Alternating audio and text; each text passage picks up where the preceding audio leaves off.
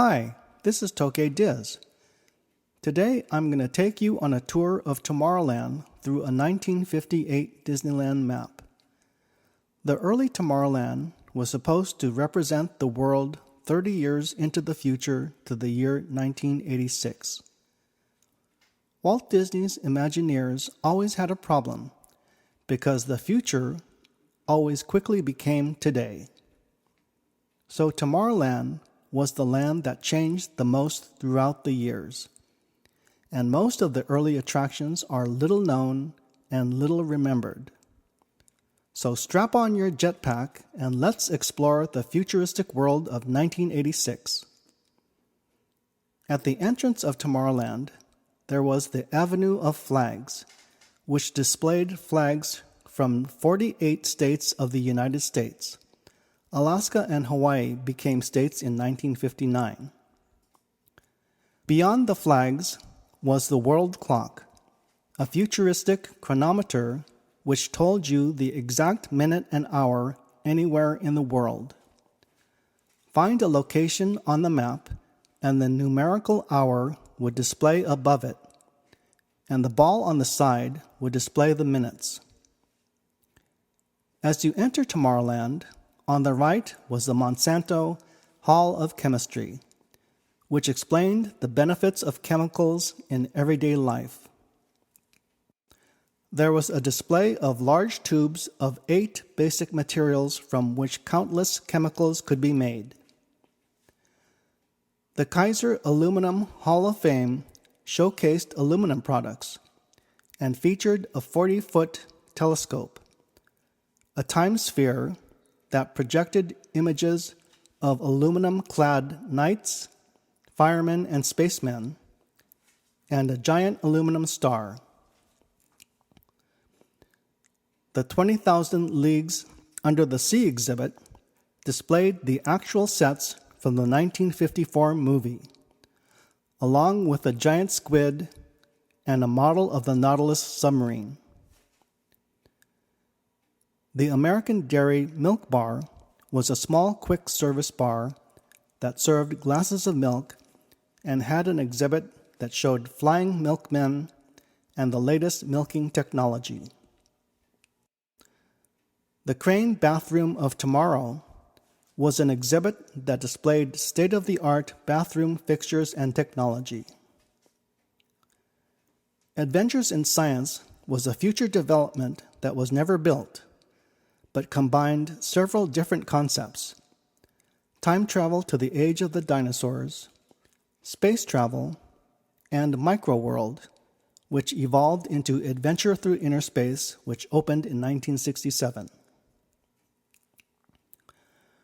Rocket to the Moon was sponsored by TWA Airlines.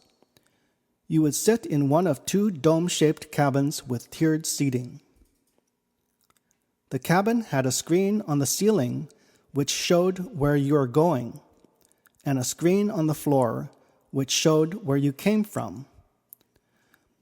So it looked like you were actually lifting off from Earth and hurtling through the sky towards the moon. Rocket to the Moon was rebuilt with larger cabins as Flight to the Moon in 1967, and rethemed to Mission to Mars in 1975. The Space Bar was a quick-service automat restaurant where you ordered food items separately from different windows. The Skyway to Fantasyland passed over Holiday Hill, not through the Matterhorn, which opened in 1959. The Richfield Autopia did not originally have guide rails, which led to collisions and cars getting stuck on the roadway. The mascot of the Richfield Oil Company was the eagle, seen here perched above the Q structure. The Submarine Ride opened in 1959 as the Submarine Voyage. This map shows some details of the future attraction. Coral Forest, Port Royal, Graveyard of Lost Ships, Mystery Lights, Atlantis, Creatures of the Deep, and Mermaids. The Viewliner was a futuristic train forerunner of the monorail. Its design was inspired by the 1955 General Motors Aerotrain. The Viewliner only lasted 14 months when it was replaced by the monorail in 1959.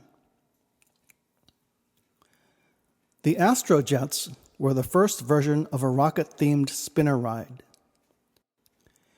In 1967, they were rebuilt atop the People Mover station and renamed the Rocket Jets. Then rebuilt again in 1998 at the entrance to Tomorrowland and rechristened the Astro Orbiter. The flight circle was an area for demonstrating model planes and cars. Next to it sat Hobbyland, a merchandise cart which sold scientific toys and model kits.